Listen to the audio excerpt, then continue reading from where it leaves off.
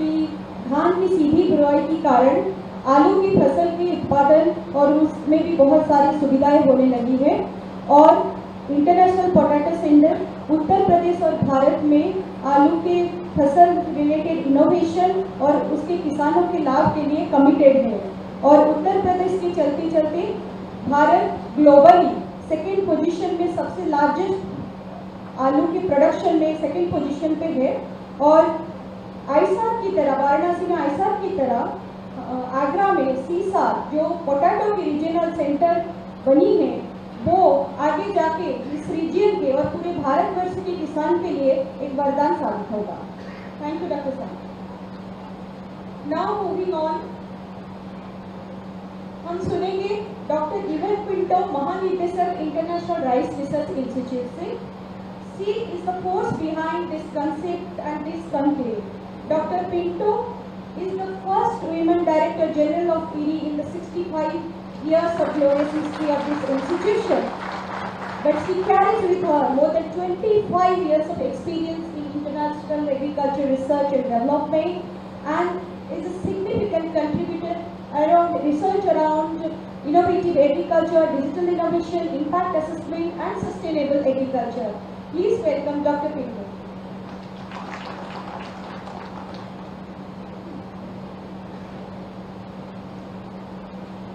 Namaste. At the outset, I wish to offer my hearty congratulations to the government of Uttar Pradesh and the people of this great state on the 150th anniversary of the Uttar Pradesh Agriculture Department.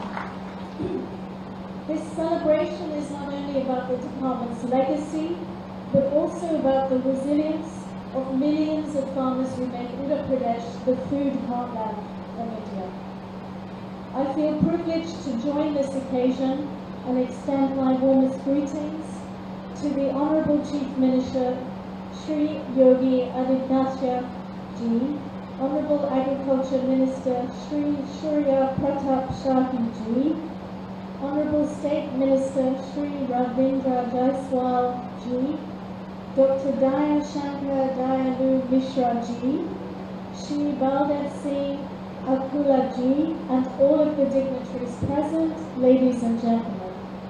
I also welcome to this event our international partners, including Shri Vikarama Singha, Secretary of the Ministry of Agriculture, Livestock and Land and Irrigation, Government of Sri Lanka, Dr. Kong Hee, General Director of Agriculture, Minister of Agriculture, Forestry and Fisheries, Cambodia, Dr. Nguyen Van Vo, former Director of Vietnam Academy of Agricultural Science, and of course my brother, Dr. Simon Heck, the DG of the International Potato Center. IRI's global mission is to ensure rice-based food agri-systems that contribute to food and nutritional security, climate resilience and farmer prosperity. For over 6 decades, we have worked with partners worldwide to deliver innovation from stress-tolerant and high-yielding varieties to healthier rice tackling hidden hunger, as well as mechanization and digital tools.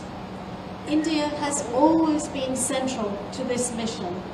The establishment of ISAC in Varanasi is a strong symbol of partnership with the Government of India and Uttar Pradesh.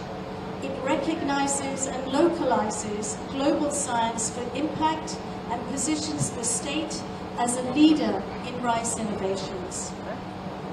Over the past 8 years, ISAC has partnered with more than 53 national agricultural research and extension systems, contributing to the release of 141 rice varieties, including specialty rice such as Kalanak and the low GI rice.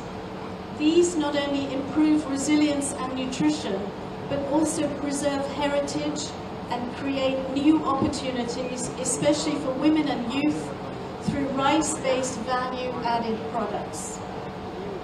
As we look ahead, Uttar Pradesh's vision of becoming a global food basket by 2030 is both ambitious and achievable. We particularly welcome the initiative of bringing 2 million hectares under direct seeded rice by 2030, a step that will save water, cut emissions, and ensure sustainable productivity. On this historic milestone, let us celebrate both the legacy of resilience and the promise of transformation. IRRI is privileged to stand shoulder with the government of Uttar Pradesh to bring transformational impact to the last mile farmers and their communities. I want to assure the Chief Minister of State, Shri Yogi Ji, that IRRI is fully committed in helping his government to achieve the impact it is seeking to deliver. Here, I would also like to request Uttar Pradesh to consider IRRI an integral part of its agricultural ecosystem and an effective and dependable partner ready to play its role in making Uttar Pradesh a global food hub by 2030. On my part, I look forward and reassure you to have more frequent engagements with the state leadership to continue our discussions and accelerate this shared vision. Thank you.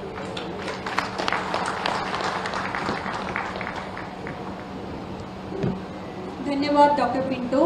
Doctor Pinto ने ये बताया कि कैसे IRRI Bharat सरकार और उत्तर प्रदेश सरकार की partnership ने हम कमिट किया है इस क्षेत्र के कृषि और कृषि प्रणाली के तरफ, और हम आगे कैसे बढ़ते रहेंगे साथ मिलकर। अब हम इस समारोह के अगले महत्वपूर्ण चरण की ओर बढ़ते हैं। ये मेरा सौभाग्य है कि मैं आमंत्रित कर रही हूँ हमारे विशिष्ट अतिथि श्री सूर्य प्रताप शाही जी, माननीय मंत्री कृषि शिक्षा एवं कृषि अनुसंधान उत्तर प्रदेश सरकार।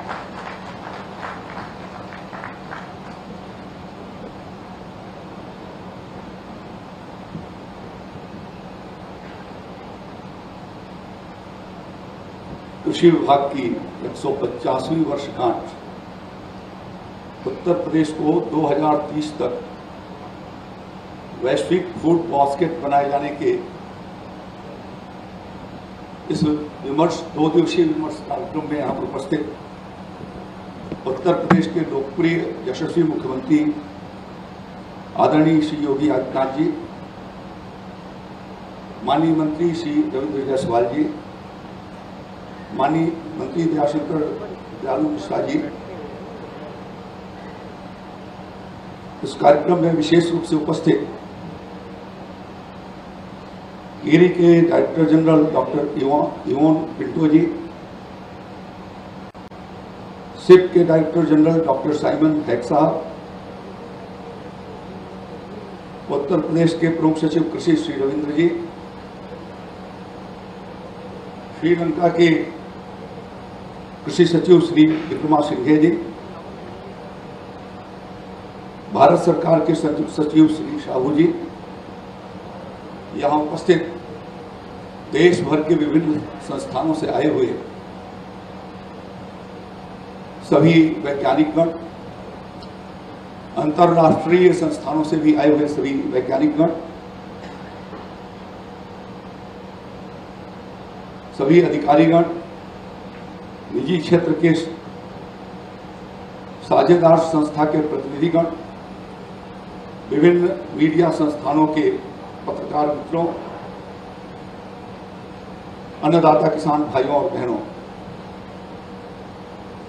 मैं आज की इस ऐतिहासिक अवसर पर उत्तर प्रदेश के मुख्यमंत्री आदरणीय योगी आदित्यनाथ जी का और विशेष रूप से कल से और आज तक अंतर्राष्ट्रीय संस्थानों से आए हुए जितने भी हमारे महानिदेशक और वैज्ञानिक गण हैं और आज के सभी अतिथिगण का मैं हार्दिक स्वागत करता हूं, अभिनंदन करता हूं। यह ऐतिहासिक पल है जब उत्तर प्रदेश को ग्लोबल फूड बास्केट के रूप में खड़ा किए जाने की दृष्टि से 2 दिन का यह विमर्श कार्यक्रम प्रारंभ किया गया है। मैं धन्यवाद देना चाहता हूं IRRI को, अंतर्राष्ट्रीय चावल संस्थान और साउथ एशिया कैंपस वाराणसी को कि आपने इस महत्वपूर्ण अवसर पर कुछ विशेष विषयों को लेकर के धान की सीधी बुआई कैसे करें। मुझे याद आता है कि जब हम लोग बचपन में थे तो उस समय पूरे उत्तर प्रदेश में सीधी बुआई हुआ करती थी। समय और काल परिस्थितियों ने बदला।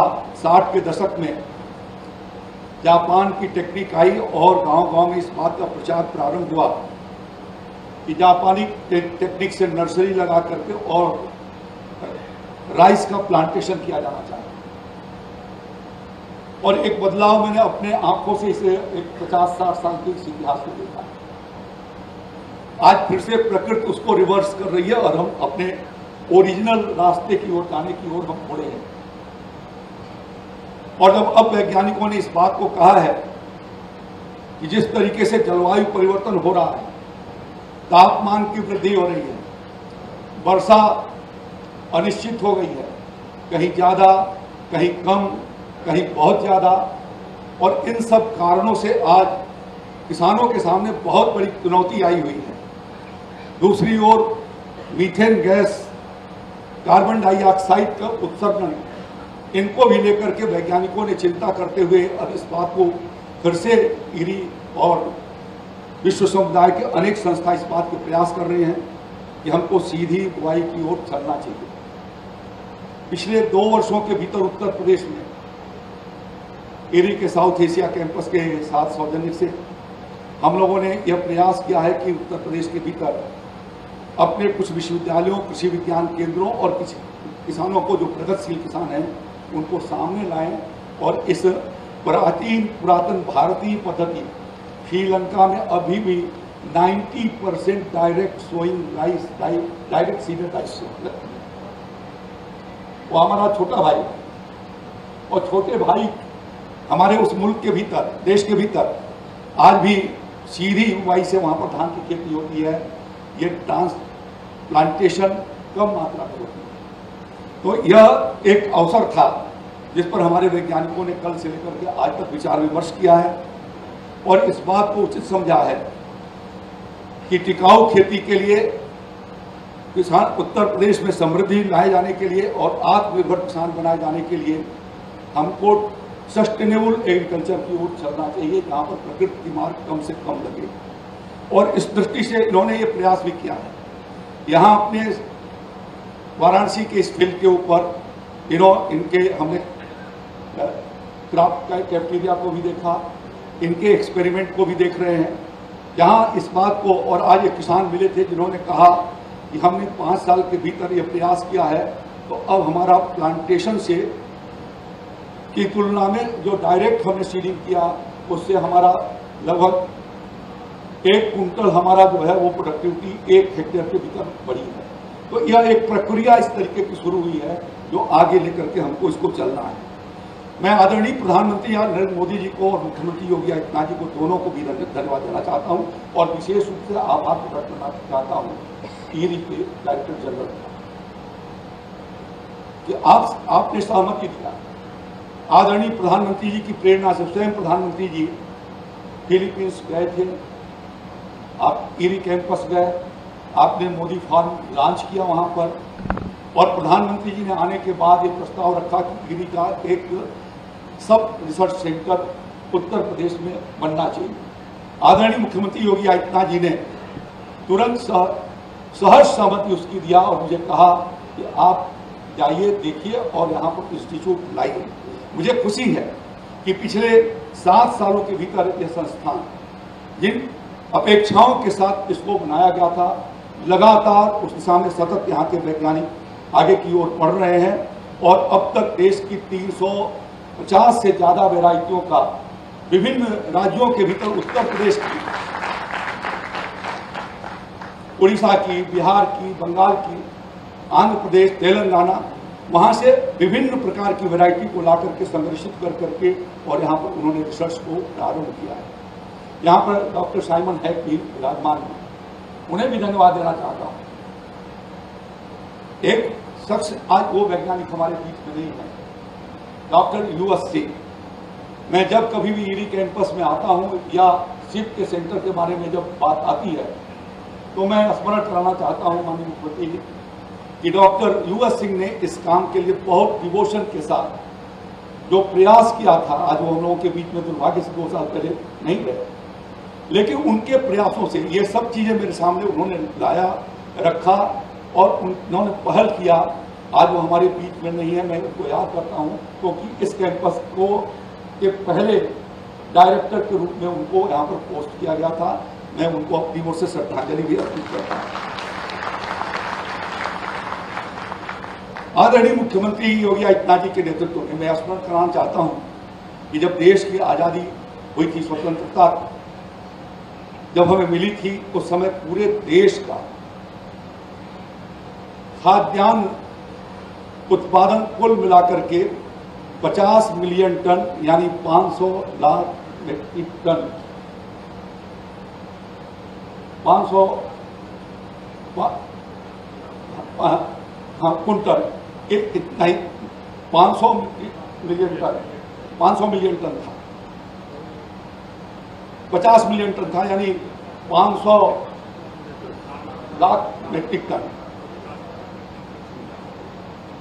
आज उत्तर प्रदेश आपके आशीर्वाद से उत्तर प्रदेश इस समय 70 मिलियन टन यानी आजादी में जो हमारे पूरे देश का उत्पादन था, आज उत्तर प्रदेश उससे लगभग 1.5 गुना उत्पादन आज उत्तर प्रदेश कर रहा है।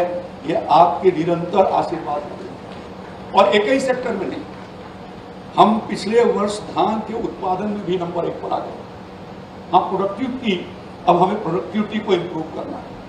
प्रोडक्टिविटी को इम्प्रूव किए जाने के लिए हमारे वैज्ञानिक प्रयास कर रहे हैं, हमारे विश्वविद्यालय और कृषि विज्ञान केंद्र प्रयास कर रहे हैं और बहुत सारे किसान भाई भी प्रयास कर रहे हैं।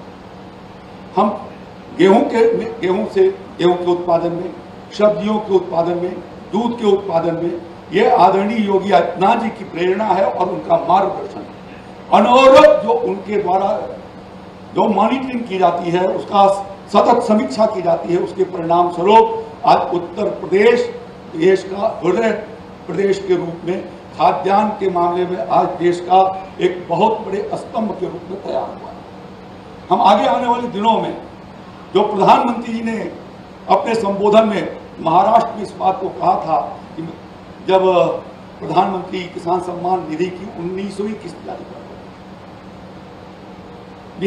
बिहार में किया था, भागलपुर में, तो ये कहा था कि मैं ये देखना चाहता हूँ कि दुनिया के किसी देश में जाऊँ तो वहाँ के भोजन करने वाले लोगों के थाली में भारत का कोई बना हुआ कोई अन्न या कोई भी प्रोडक्ट जो भारत में पैदा होता है वो उनके थाली में रहे। उत्तर प्रदेश प्रधानमंत्री जी के उस संकल्प को पूरा करने के लिए योगी आदित्यनाथ जी ने तय किया कि हम $1 ट्रिलियन इकॉनमी 2030 के पहले बनाए। 2047 में $6 ट्रिलियन इकॉनमी का आपने लक्ष्य रखा है हमारे।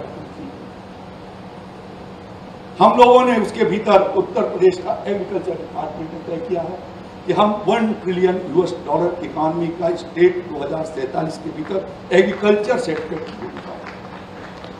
और इसके लिए हम लोगों ने 22 साल हमारे पास है, उसके लिए 22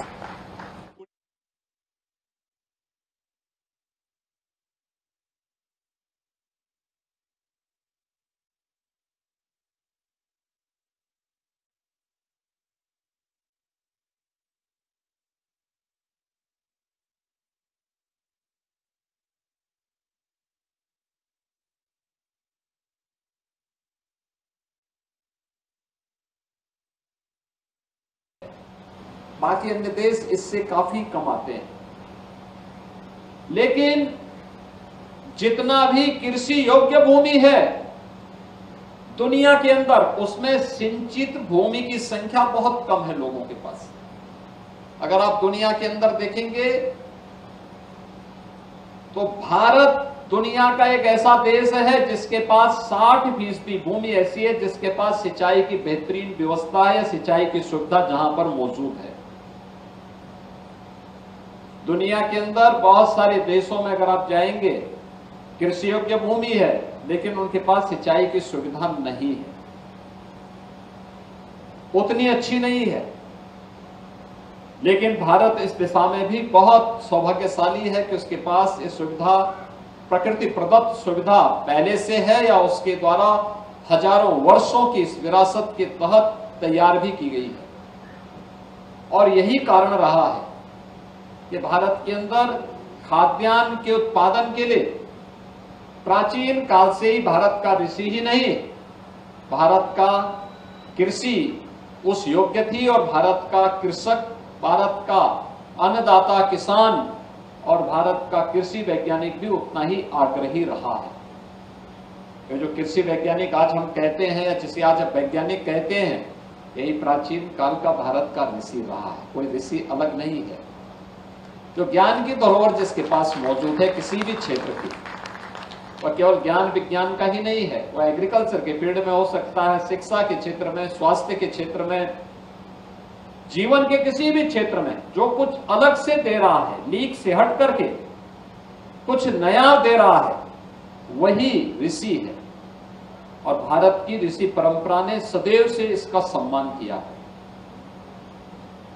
अगर भारत के अंदर आप देखेंगे तो उत्तर प्रदेश इस मामले में सर्वाधिक सौभाग्यशाली है। मैं यहां पर जो हमारे कृषि वैज्ञानिक देश और दुनिया से आए हैं उन सब का ध्यान इस बारे में आकर्षित करना चाहूंगा कि भारत के अंदर कृषि योग्य भूमि कुल भारत के क्षेत्रफल का हमारे पास जो हिस्सा आता है मात्र 11% आता है। उत्तर प्रदेश के पास 11% भूभाग है और भारत की 17% जनसंख्या इसमें निवास भी करती है। 25 करोड़ की आबादी अकेले उत्तर प्रदेश में निवास करती है। लेकिन उत्तर प्रदेश इस 11% भूमि में देश का कुल खाद्यान्न का 21% उत्पादन करता है। भारत के खाद्यान्न उत्पादन का 21% योगदान अकेले उत्तर प्रदेश करता है। और उत्तर प्रदेश ने इस दिशा में पिछले आजादी के बाद पिछले 75 वर्षों में एक लंबी छलांग लगाई, एक लंबी छलांग लगाई। पिछले 11 वर्षों में देश के अंदर कृषि और कृषि के क्षेत्र में क्रांतिकारी परिवर्तन हुए हैं। क्रांतिकारी परिवर्तन इस दिशा में हुए हैं कि पहली बार हमारा ऋषि ये भी कहता रहा है, माता भूमि पुत्रोहम पृथिव्या, यानी ये धरती हमारी माता है, हम सब इसके पुत्र हैं। लेकिन हम खेती बाड़ी करते थे लेकिन धरती माता के स्वास्थ्य का ध्यान नहीं रखते थे। प्रधानमंत्री मोदी जी ने पहली बार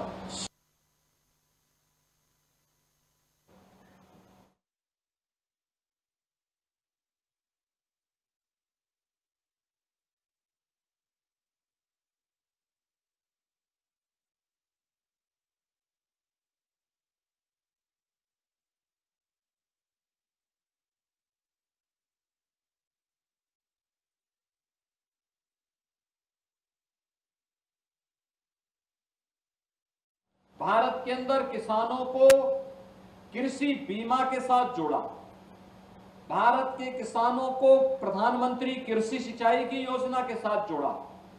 भारत के अंदर लागत का 1.5 गुना एमएसपी अन्नदाता किसानों को देने की गारंटी प्रधानमंत्री मोदी जी ने दी।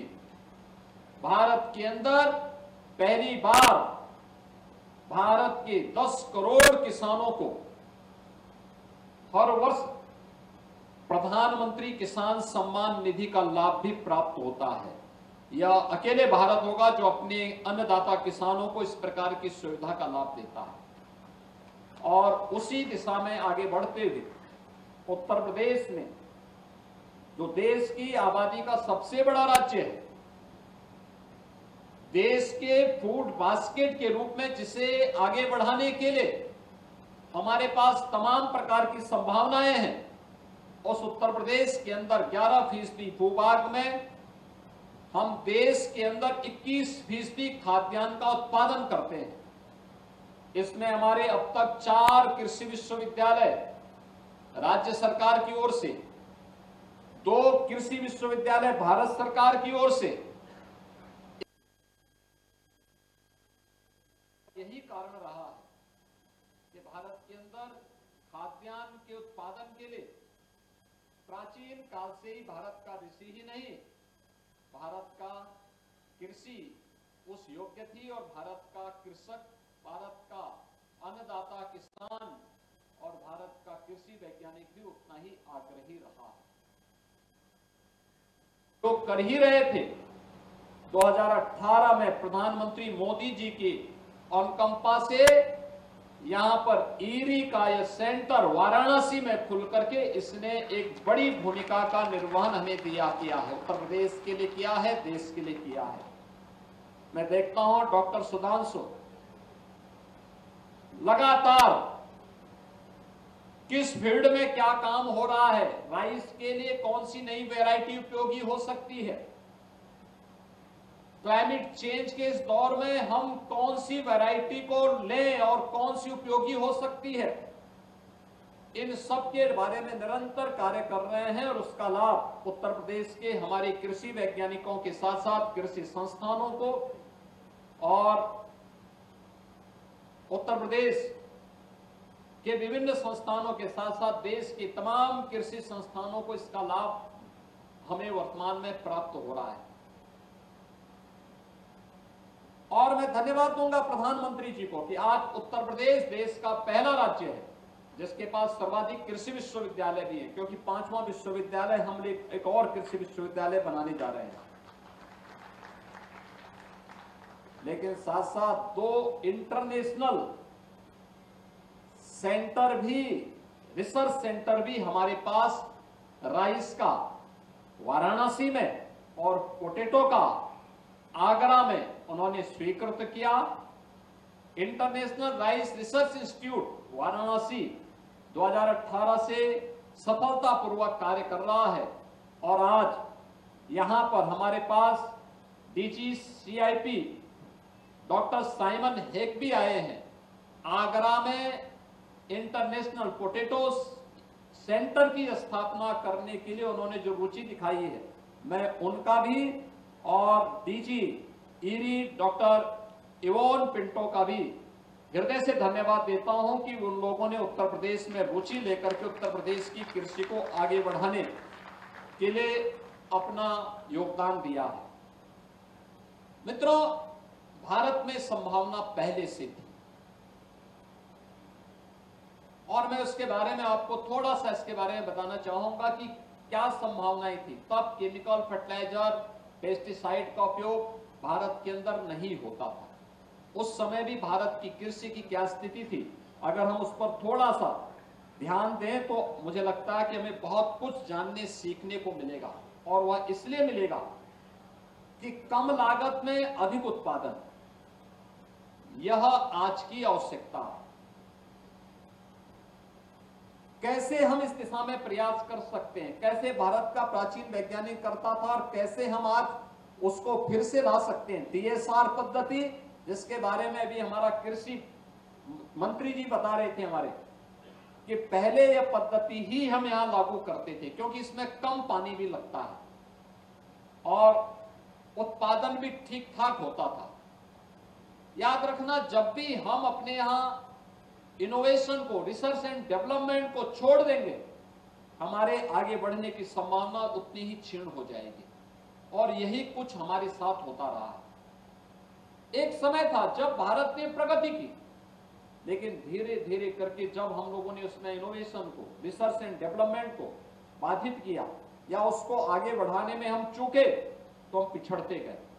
परिणाम हम सबके सामने है।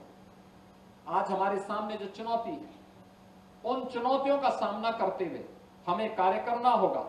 भारत के अंदर प्राचीन काल से आप देखेंगे, जिस काला नमक चावल की बात हो रही है, जिस पर ईरी भी यहां पर वाराणसी का सेंटर भी काम कर रहा है,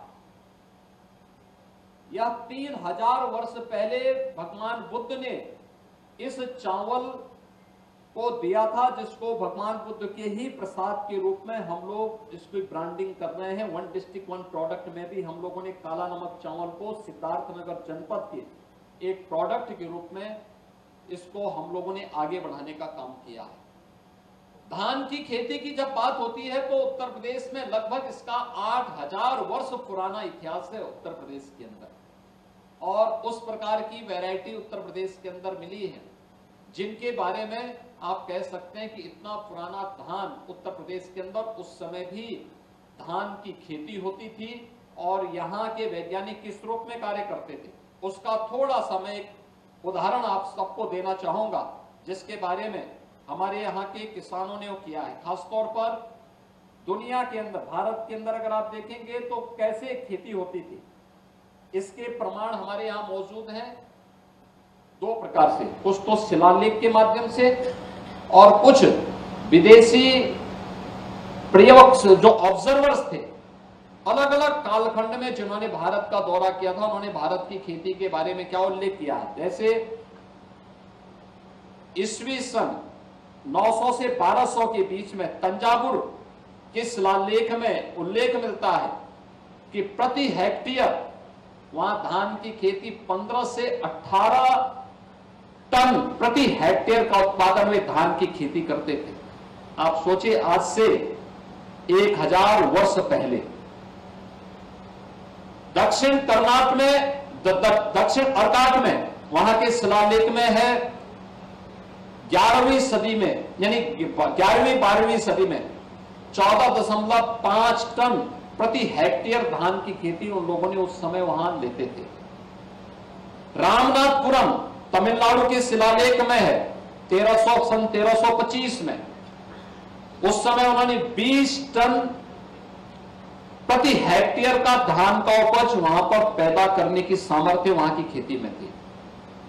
1860 में कोयंबटूर में जो यूरोपीय ऑब्जर्वर ने वहां पर जो लिखा है 13 टन प्रति हेक्टेयर धान की उपज वहां पर पैदा होती थी।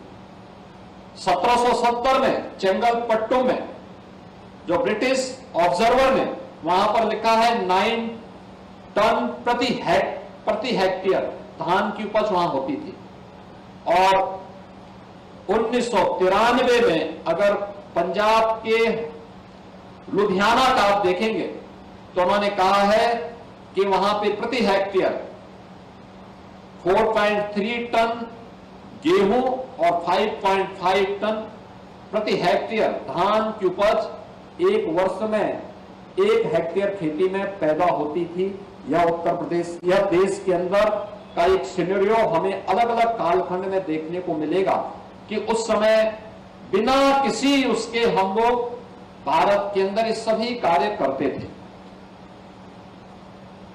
एक 17वीं ईस्वी में फ्रांसाई वर्नियर, यह एक ऑब्जर्वर आए थे जिन्होंने बंगाल की खेती के बारे में उन्होंने उल्लेख किया। उन्होंने कहा है कि देखिए दुनिया के अंदर यह मान्यता है कि मिस्र की खेती सबसे उत्तम मानी जाती है, सबसे उत्कृष्ट मानी जाती है, और हम भी यही उनका यह कहना था कि हम भी यही मानते रहे हैं।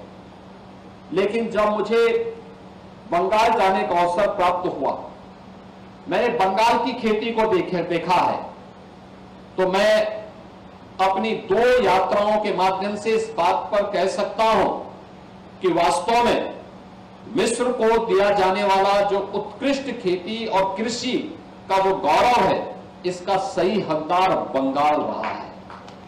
देखिए यह 17वीं ईस्वी में यह एक फ्रांसाई वर्नियर एक ऑब्जर्वर इस बात का उल्लेख करता है।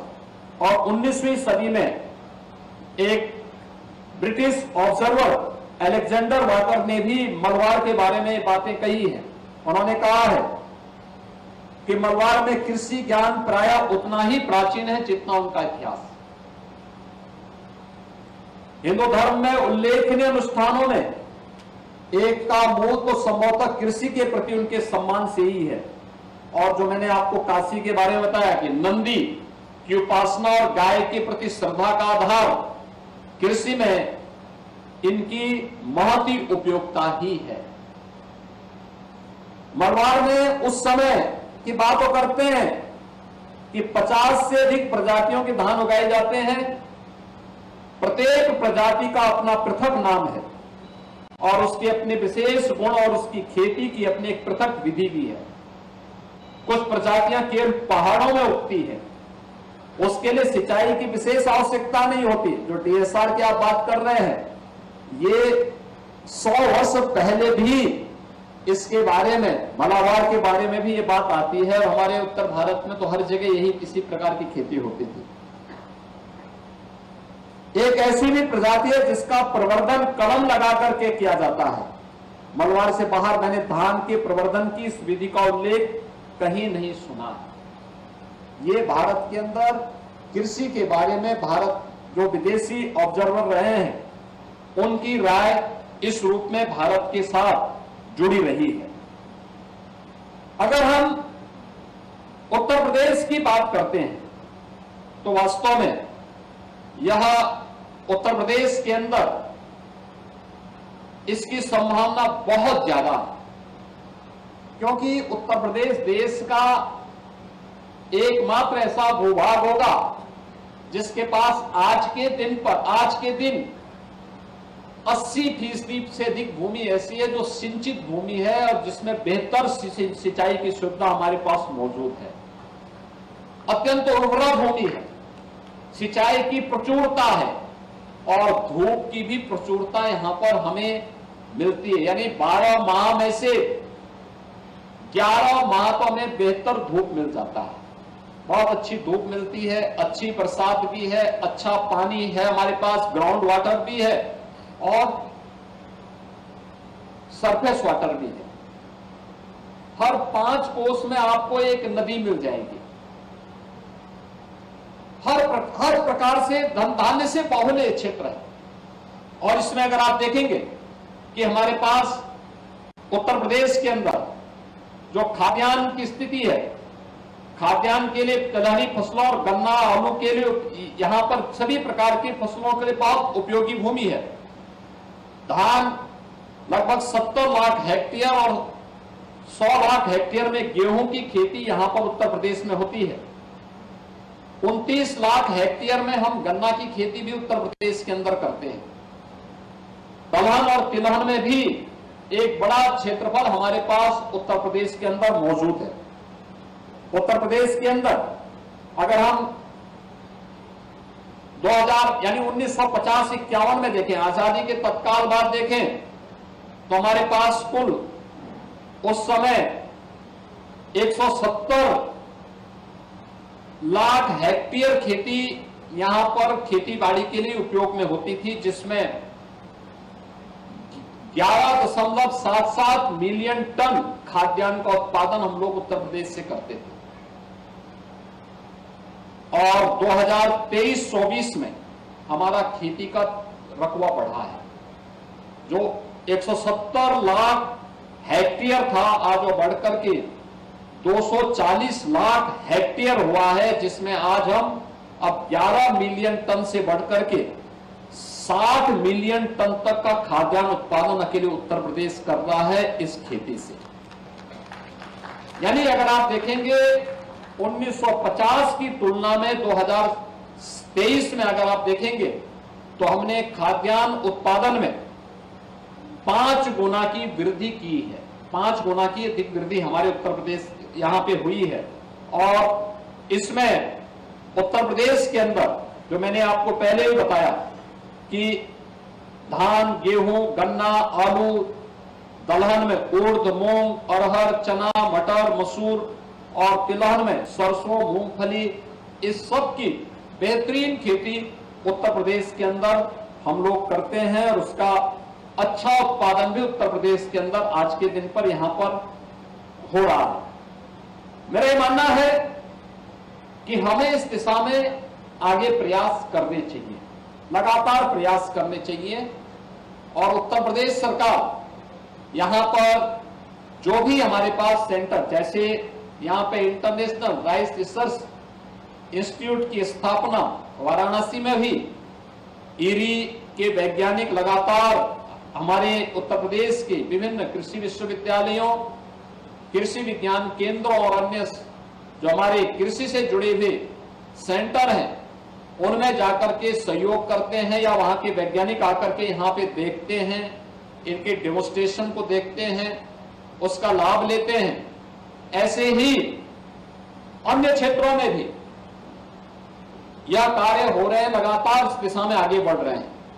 मैं विश्वास करूंगा कि आज इस कॉन्क्लेव में यहां पर DG CIP doctor Simon Hague भी यहां पर उपस्थित हुए हैं और मैं चाहूंगा कि आगरा में जो हमारा इंटरनेशनल पोटैटो सेंटर स्वीकृत तो हुआ है, यह बहुत शीघ्र चालू हो, आवश्यकता होती है तो मैंने उनको ऑफर किया है कि कानपुर में हमारा चंद्रशेखर आजाद कृषि विश्वविद्यालय है, कृषि विश्वविद्यालय से इसको आगे बढ़ाया जा सकता है। तात्कालिक इंफ्रास्ट्रक्चर हम उनको वहां उपलब्ध करवाएंगे।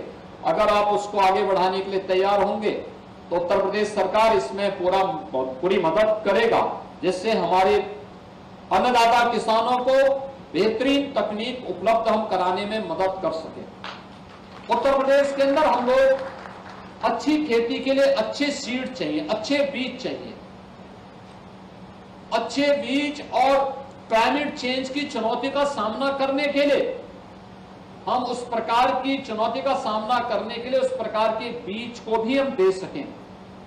हम लोग लखनऊ में पूर्व प्रधानमंत्री स्वर्गीय चौधरी चरण सिंह जी के नाम पर एक सीड पार्क की भी स्थापना लखनऊ में कर रहे हैं। 250 एकड़ क्षेत्रफल में हमारा यह कार्य लखनऊ में प्रारंभ होने जा रहा है और मैं चाहूंगा ये सभी मिलकर के एक साथ कार्य प्रारंभ कर देंगे। अगर अच्छा बीज हो, क्लाइमेट चेंज का मुकाबला करते हुए हम समय पर किसान को तकनीक दे सकें, समय पे बीज उपलब्ध करवा सकें, समय पर उन्हें सभी प्रकार की जानकारियां उपलब्ध करवा सकें, तो मेरा यह मानना है कि उत्तर प्रदेश आज जितना खाद्यान्न का उत्पादन कर रहा है, इससे भी 3 गुना अधिक उत्पादन करने की सामर्थ्य उत्तर प्रदेश की धरती रखती है।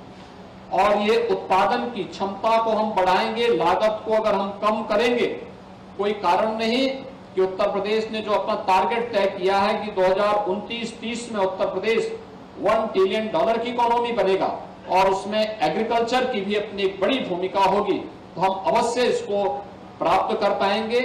मुझे पूरा विश्वास है कि आज यहां पर जैसे ईरी और सीआईपी के इंटरनेशनल सेंटर स्थापित हुए हैं या होने जा रहे हैं, ऐसे ही अन्य हम सेंटर ऑफ एक्सीलेंस विकसित करके अपने अन्नदाता किसानों को बेहतरीन सुविधा उपलब्ध करवाने में मदद कर पाएंगे।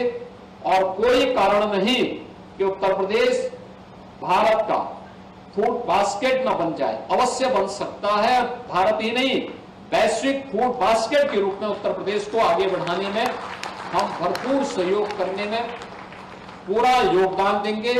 इन शब्दों के साथ मैं एक बार फिर से यहां पर आए हुए सभी अपने उन वैज्ञानिकों का जो विशेष रूप से क्लाइमेट चेंज की चुनौती, DSR जैसी पद्धति और अन्य एग्रीकल्चर के सामने आने वाली उन चुनौतियों का मुकाबला करने के साथ साथ हमें किस प्रकार की परिस्थितियों का सामना करते हुए कार्यक्रम आगे बढ़ाने हैं, इस पर चिंतन कर रहे हैं। और सौभाग्य इस बात का है कि प्रधानमंत्री जी ने भी भारत के कृषि वैज्ञानिकों को इस बारे में आग्रह किया कि अब तक आप अपनी ICR की लैब में या अपने विश्वविद्यालयों की लैब्स में अपना शोध करते थे, अब उस लैब टू लैंड के इस कार्यक्रम के साथ 27 मई से 12 जून तक हर कृषि वैज्ञानिक फील्ड में उतर करके उन्होंने इस दिशा में कार्य प्रारंभ किया था, किसानों के बीच संवाद किया था, उनके खेतों में जाकर के उनकी मेहनत के साथ अपने अनुसंधान को जोड़ने का काम किया था। तो लैब टू लैंड के इस कार्यक्रम के साथ हमारे सभी वैज्ञानिक जुड़ेंगे तो उसके बेहतरीन परिणाम आ पाएंगे।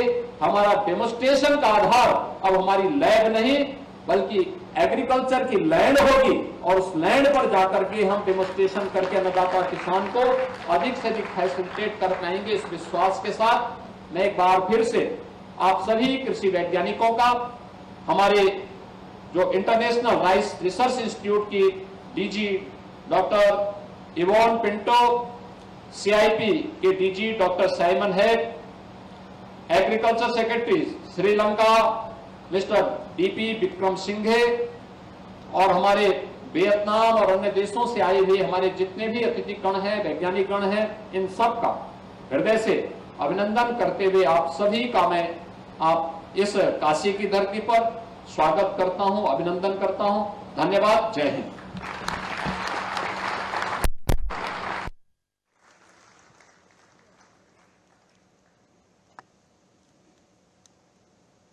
धन्यवाद माननीय मुख्यमंत्री जी, आपके प्रेरक विचारों और मार्गदर्शन के लिए, साथ ही इन महत्वपूर्ण नवाचारों और उत्पादों का लोकार्पण करने के लिए भी धन्यवाद।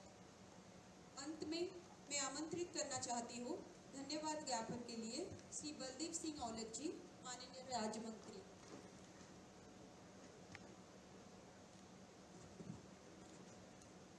आज के इस कृषि विभाग के 150वें वर्षगांठ पे ईरी के DS कार्यक्रम में उपस्थित हमारे उत्तर प्रदेश के यशस्वी उत्तर प्रदेश को उत्तम प्रदेश बनाने वाले ऐसे हमारे माननीय मुख्यमंत्री जी, कृषि मंत्री आदरणीय सूर्य प्रताप शाही जी, ED के महानिदेशक डॉक्टर इनोस पिंटो जी, CI के महानिदेशक डॉक्टर साइमन हेग जी, हमारे प्रदेश के माननीय मंत्री आदरणीय राविंद्र जायसवाल जी, आदरणीय दयालु शंकर दयालु जी, हमारे प्रमुख सचिव रविंद्र जी और सभी अधिकारीगण, मेरे सामने बैठे सभी वैज्ञानिकगण।